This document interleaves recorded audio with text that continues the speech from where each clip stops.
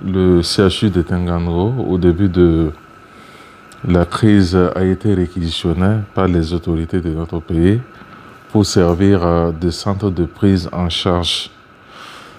Mais il faut également dire qu'au début, les conditions n'étaient pas tellement réunies parce qu'on avait un problème d'abord de diagnostic. Et puis bon, il fallait mettre en place aussi un protocole de prise en charge, comme c'était une nouvelle maladie. Alors donc les prélèvements se faisaient à l'hôpital ici et c'était envoyé à Bobo-Dioulasso pour être diagnostiqué. Donc c'est à ce titre, le diagnostic a été fait pour le premier patient le 9 mars 2020 et ça a été confirmé.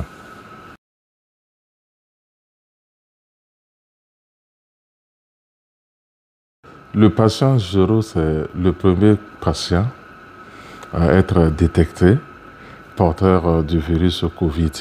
Peut-être qu'il n'est pas le premier, mais c'est le premier officiellement qui a été diagnostiqué et positif à la Covid-19.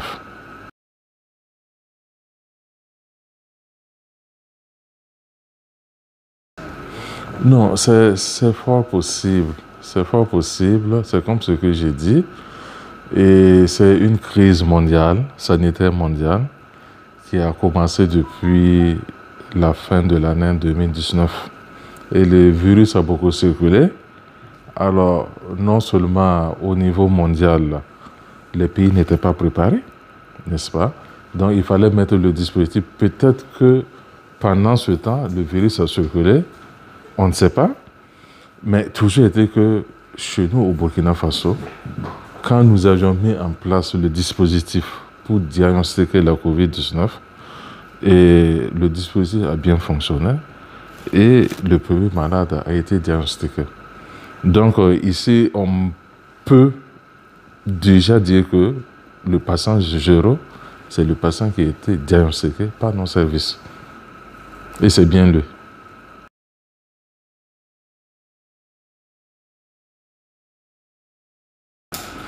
Non, il faut dire que c'est vrai que le système de santé avait mis en place un plan de riposte, mais les conditions n'étaient pas tellement réunies pour une prise en charge optimale des cas qui allaient se présenter au système. Alors, si je prends déjà le schéma thérapeutique qu'ils devaient mettre en place, c'était un schéma qui était déjà en discussion. Il fallait que le système aussi puisse mettre à la disposition des malades un service de réanimation digne du nom. Dire que le système n'était pas très bien préparé, ça peut se comprendre, mais quand même, il y avait un début de préparation qui avait été mis en place.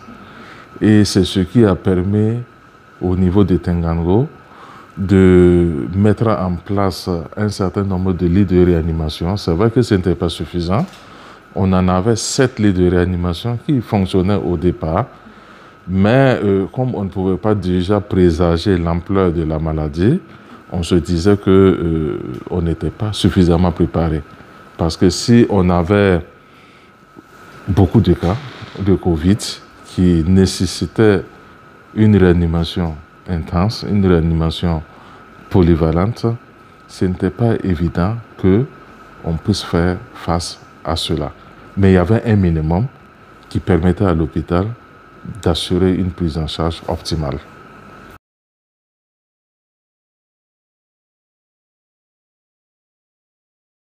Non, mais je pense que c'est vrai qu'il y a eu beaucoup de supputations au départ, mais vous voyez, le résultat est là. Le CHU de Tenganro a reçu plus de 600 malades.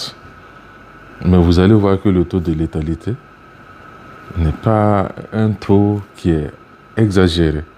C'est vrai, il y a eu des morts, mais quand même, il y a des motifs de satisfaction parce qu'on a réussi à contenir et à sauver beaucoup de gens. Alors, voilà, donc c'est pour dire que c'est vrai, on n'était pas préparé, il y avait des soucis. Il fallait déjà, même sur le plan mondial, il n'y avait pas un schéma thérapeutique qui avait été mis en place, il y avait des discussions un peu partout. C'est dans cette ambiance, effectivement, nous avons diagnostiqué notre premier cas. Et il fallait qu'au niveau local, on puisse travailler à mettre en place un schéma de prise en charge. Et je pense que cela a été fait. Cela a été fait et la prise en charge aussi, qui a été apportée aux patients. Et vraiment, sur le plan scientifique, je pense que ce qu'on a fait, ce n'est pas différent de ce qui a été fait ailleurs.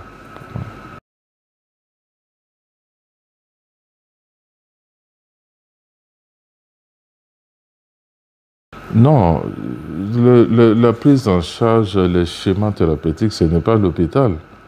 L'hôpital, c'est un hôpital, le Sergi d'Nkano, c'est un hôpital du ministère de la Santé.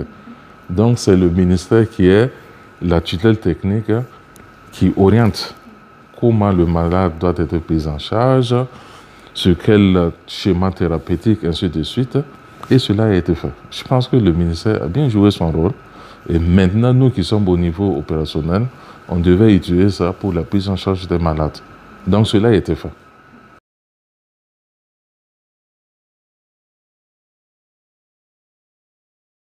Non, il faut dire qu'au début, l'hôpital a été réquisitionné dans un contexte de psycho général. Parce que même au niveau de Tengango, pour avoir même de personnel volontaire pour assurer cette prise en charge, au début, ça n'a pas été facile. Tout le monde était réticent.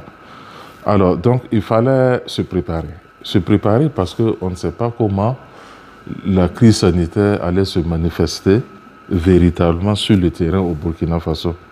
Donc, il fallait mobiliser beaucoup de moyens. Donc, c'est tout à fait normal que le ministère ait fait appel à toutes les compétences pour venir parce que l'hôpital a été réquisitionné. C'était l'hôpital qui était le site de référence. Mais dire que le ministère est venu tout prendre, non, ça c'est un peu exagéré.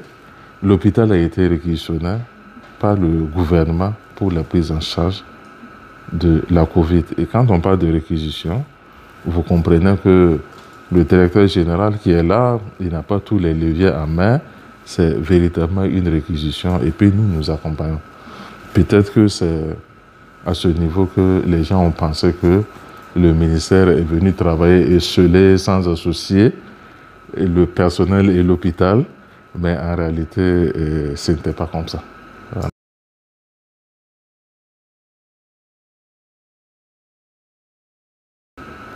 Bon, au début, on avait des problèmes il y a des problèmes de moyens matériels qui n'existaient pas.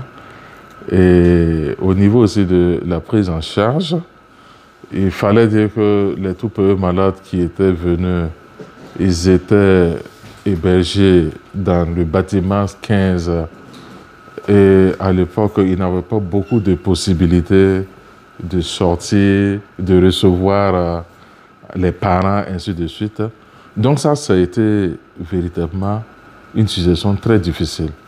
Vous savez, maintenant, la situation a changé.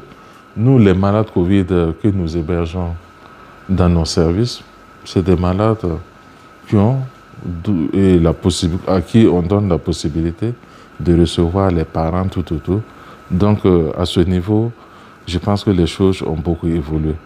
Donc, peut-être que c'est non seulement la façon de faire qui n'était pas très appréciée par les malades que nous recevions, et puis la question de l'alimentation. Vous savez que nous, à l'hôpital, nous avions, j'allais dire, un opérateur qui est là, qui prépare et qui met la nourriture à la disposition de nos malades sur la base d'un cahier de charges. Alors, les malades Covid sont arrivés, ils avaient d'autres besoins qui n'étaient pas pris en compte dans notre cahier de charges. Donc là, la nourriture qui était servie était critiquée. Et puis, il faut dire que nos bâtiments aussi avaient quelques soucis parce que c'est vrai, quand vous voyez, c'est des bâtiments flambant beaux, mais à quelque part, quand on regarde, il y a des malfaçons qui faisaient qu'on avait des problèmes au niveau des sanitaires. Ça, c'est tout à fait normal parce que régulièrement, c'était bouché, les gens se prenaient des conditions Mais je pense que tout ça, le ministère a vite réagi en accompagnant l'hôpital à reprendre tous ses travaux. Et aujourd'hui, c'est vrai que même si on n'a pas totalement résolu ce problème, en tout cas, quelque chose a été fait.